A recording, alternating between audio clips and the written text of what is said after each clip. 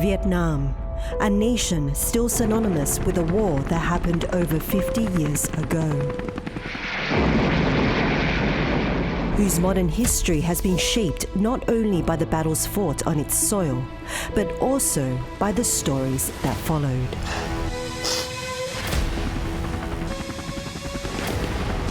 Half a century after the guns fell silent, the conflict continues to rage beneath the surface. 50 years later, the echoes linger and the ghosts of generations past still haunt this country reborn.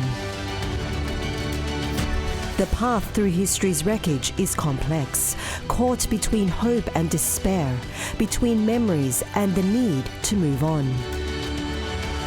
Endless lives bound by a constant search for healing. It's very, very hard to say goodbye to your family, say goodbye to your friends, and never know if you're ever going to see them again. For truth. As long as I have no proof, no evidence that he's dead, to me he's still alive, and that's why I'm here. I'm not gonna give up until I find answers or I die first. For answers. Every night I just cried myself to sleep, wondering where my family was and why they weren't coming to rescue me. For peace. Tâm trạng của người mẹ thì lúc ấy mình nhận thấy rằng khi mà nhận được cái giấy báo tử cầm trên tay rồi thì cụ cũng gọi như ngất đi luôn, khóc vì thương con. Rồi người mẹ nào chả thế, khi mà mất người con như vậy thì. Because the true cost of war is measured not only in lives lost, but in the generations forever changed.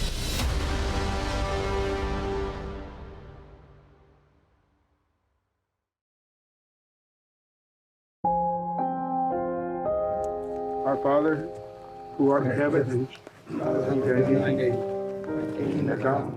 The Lord's Prayer. Words soft and solemn, carried away on the wind. Before them, a simple cross. At its base, yellow flowers, intertwined, hold up flags of Vietnam and the United States. Heads bowed in silence, they honor a name that still lingers in their hearts, part of an unfinished story. Staff Sergeant Manuel R. Puentes, last seen 25th March 1971, missing in action and ultimately declared dead. Service number 455-821-311. Among the group is Jose Puentes. Manuel was his brother. We're tight, we're like this. And he was everybody's favorite brother. There was 17 kids in the family, right? 9 boys and 8 girls. So my brother Manuel, I think he kind of sensed that I didn't feel important. So hang on. So he gonna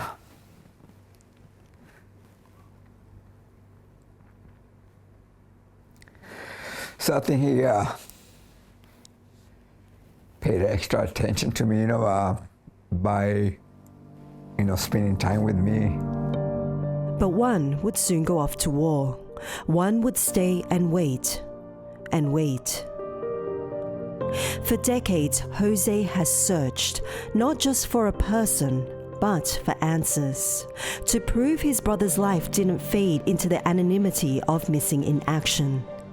He has sifted through documents, walked through archives, met with men who fought in the same war. Each new lead brought fresh hope. Each dead end, further heartbreak. Once I realized that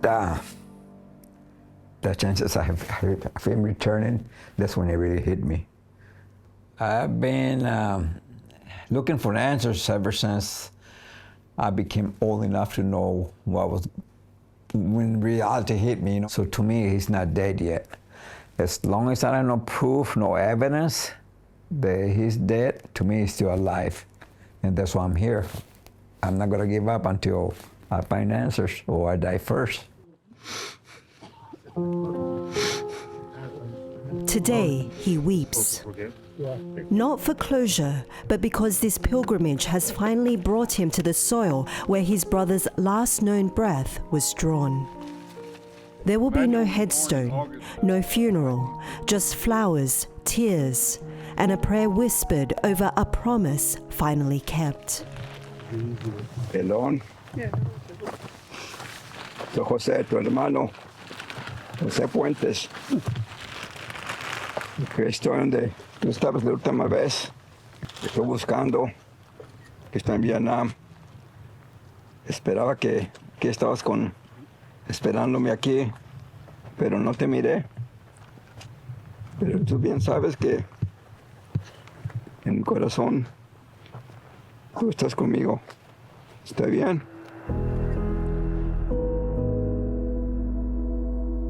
A place once scorched by the heat of combat is now blooming with quiet redemption.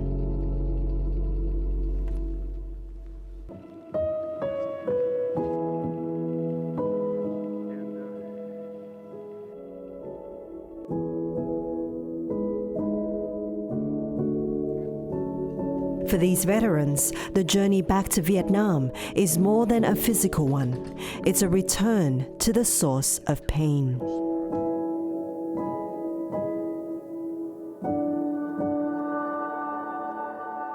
For many U.S. veterans, the Vietnam War did not end when American troops withdrew from Vietnam.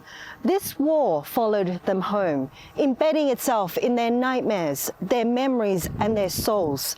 For some veterans and their families, this journey back offers answers to long-buried questions. For others, it raises new ones. Because 50 years on, this is a war that still speaks. These men, once clad in fatigues and burdened with the weight of youthful bravado, have returned to Vietnam, not as soldiers but as old men searching for pieces of themselves they lost half a century ago. They are walking the same paths, the paths that once robbed them of their innocence. Time has softened their features, but not their memories. The jungle is no longer the untamed green inferno it once was when they fought their way through, rifle in hand, breath held in fear. The paddies still extend before them. The rivers still murmur as they did back then. But now this landscape is welcoming them. Today they are visitors, not combatants. Pat Stone was 19 when he first walked across these hills. One of my best friends was killed right over here. My company came up to support Lamson 719, and he was out on patrol, and they were hit with an ambush and killed several guys, including my good friend. So, special place for me.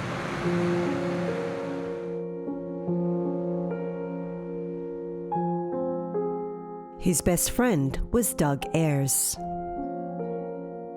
Each man here had his own Doug, a friend lost in the inferno, a name engraved on a wall, a memory that refused to fade.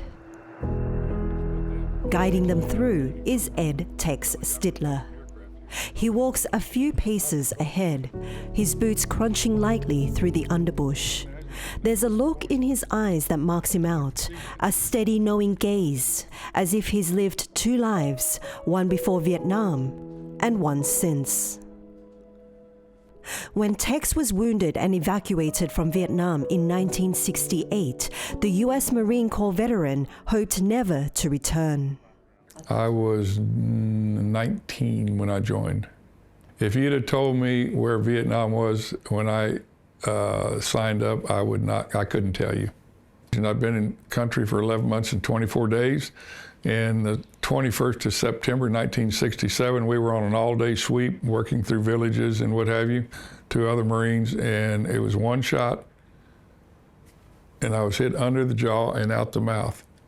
But around 25 years ago, he did come back, driven by nightmares that wouldn't let him rest. I had nightmares, the same nightmare always. Reaching out to help someone, and all you come back with is a hand. You can't bring that person in. And then you know, you're startled and you wake up. Was that a reoccurring thing? Yes, for many years. And until I returned to Vietnam, and I don't have that.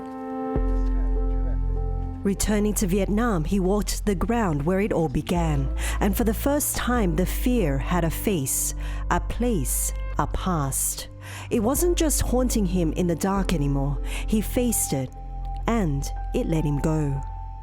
I don't want to overuse the word closure, but it provides an idea that you're okay, things are good, and look how much better they are now that we're, you know, being able to do this together. He found a Vietnam he never expected, warm, open, and willing to talk. But he also found silence among his fellow vets.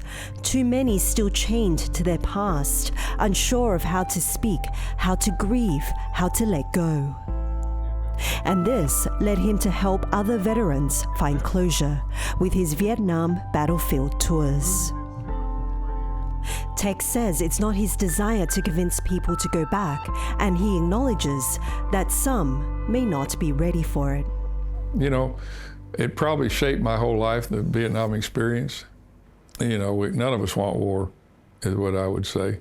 And sometimes there's resistance. People will say, well, you know, I don't need to go back to that place, I'm fine. After 1968,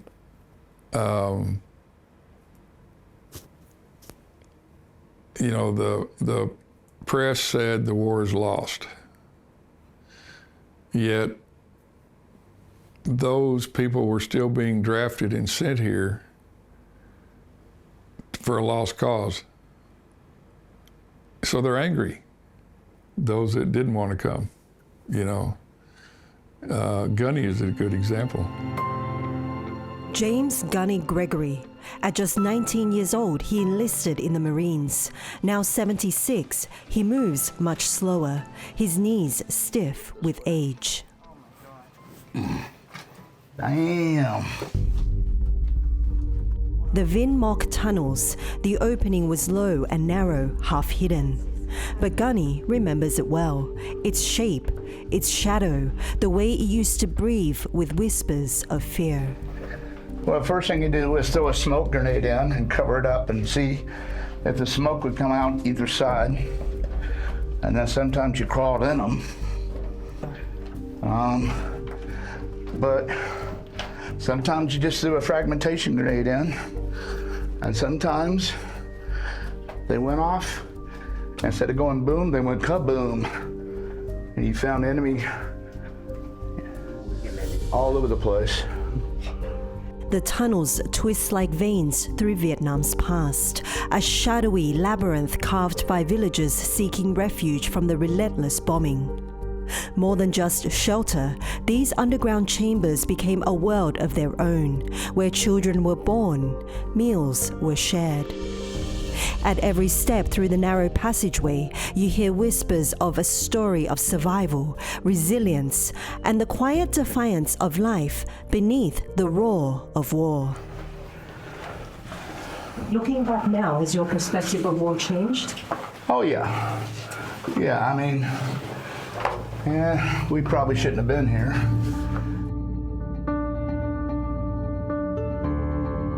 Behind those words lies the weight of generations shaped by a war's enduring legacy. The Vietnam War began as a conflict between North Vietnam, led by Ho Chi Minh, and South Vietnam, backed by the United States. With the Cold War raging, the US saw Vietnam as a crucial battleground to stop the spread of communism in Southeast Asia.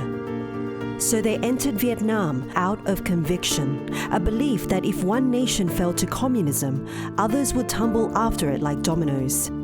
This conviction led to young men being sent thousands of miles from home to fight. But what started as a strategic intervention turned into a long, brutal war, dividing America and leaving many soldiers to question, what were they truly fighting for? Of course, the Vietnamese did not see it that way. They were minding their own business, struggling, sometimes violently, to resolve their internal divisions by themselves when the American bombing began.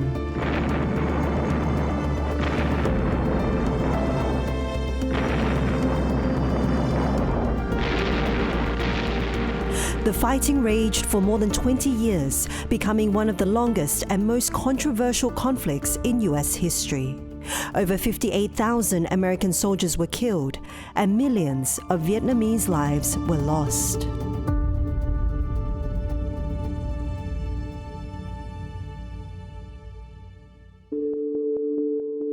Though he survived, US veteran Matthew Keenan carried the war home with him, in his memories, his bones, and his blood. The Vietnam War has taken everything from him, his health, his friends. But in the end, it had given him something too, a chance to make amends. He arrived in Vietnam as a young Marine in 1970, full of duty and the bravado of youth. One of the things I recall the most is not so much when I got to Vietnam, but the process of getting to Vietnam is saying goodbye. It's very, very hard to say goodbye to your family, say goodbye to your friends, and never know if you're ever going to see them again. That is something that has stayed with me all these years. We're going to miss you for Thanksgiving, but I hope you have a nice day. We will look forward to having you home next Thanksgiving, and it will be very happy, and we will be very thankful. Okay? Take care. We love you. Mom. He left a year later with scars both visible and unseen. It was a decade later, however, that the worst wound would reveal itself. The effects of exposure to Agent Orange, the toxic defoliant used by the US military to strip the dense jungle cover. It was a textbook definition of chemical warfare, codename Operation Ranch Hand.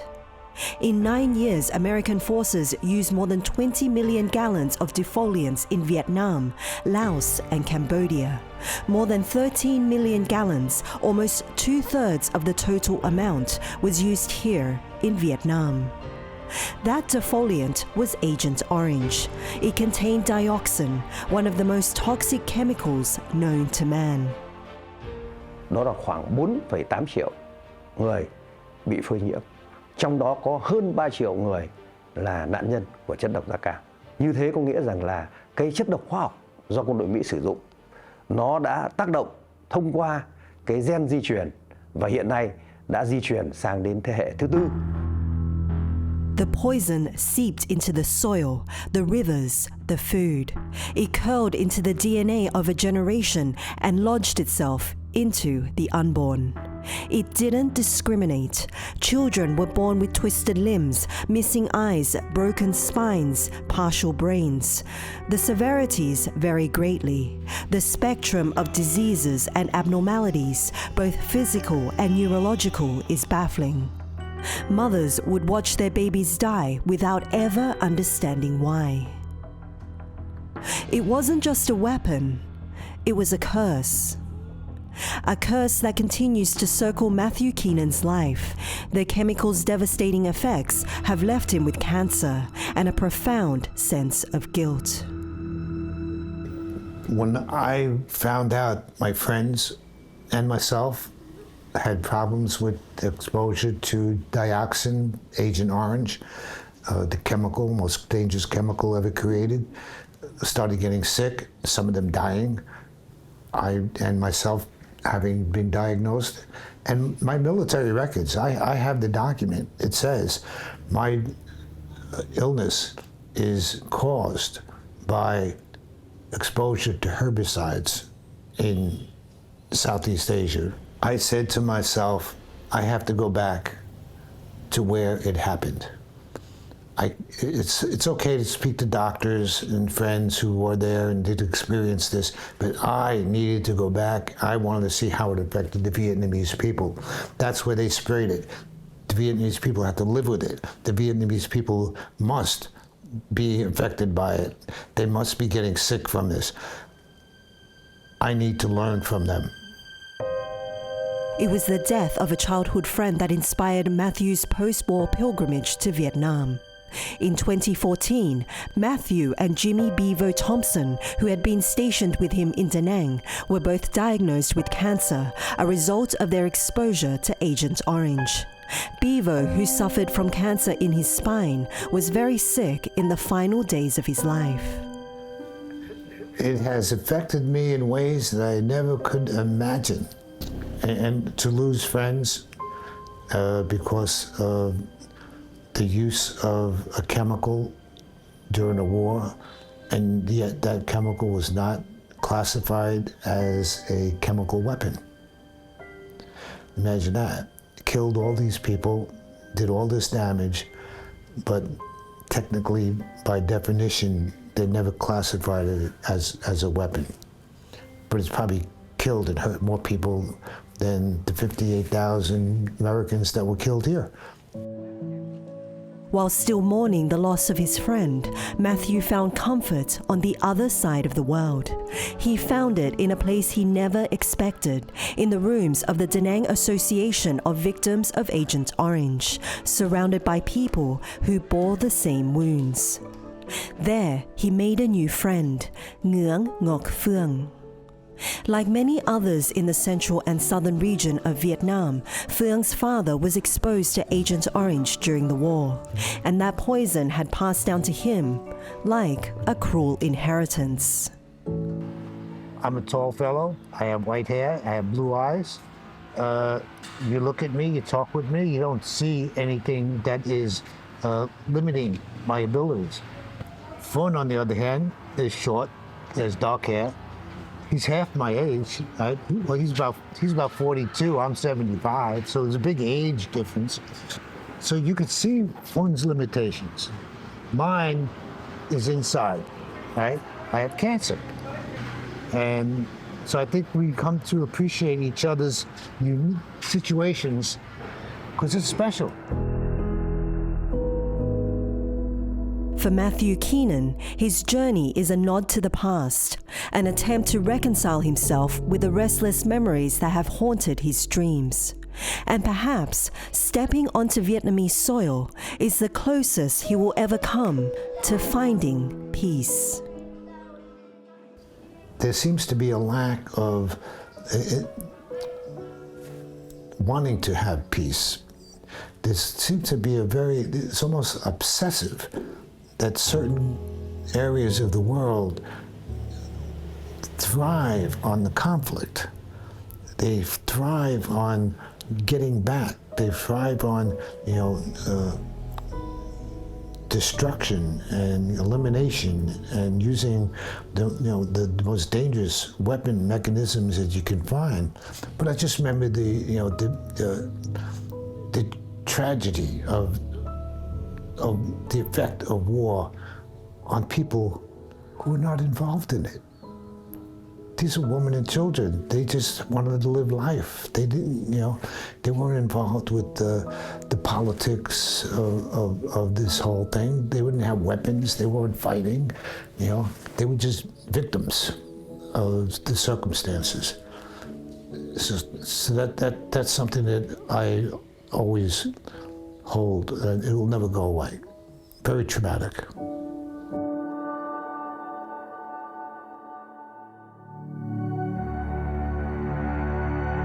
50 years, half a century, long enough for a child of war to become a grandparent, for battlefields to grow forests, for echoes to beg to be buried in peace. And yet, for Vietnam, the war is still right here, beneath its land, flowing unseen in its rivers. Throughout the country remain places synonymous with the war. The former home of the South Vietnamese leader, flashback 50 years when tanks crashed through its gates as chaos engulfed the city. A few blocks away, an unassuming apartment building consumed by urban sprawl. It's the very one that was the subject of one of the most iconic photos of the war. People trying desperately to board a US helicopter as America withdraws from Vietnam. On a normal street, inside a normal house, a trap door in the floor hides a secret basement where the Viet Cong stored guns, ammunition, and grenades.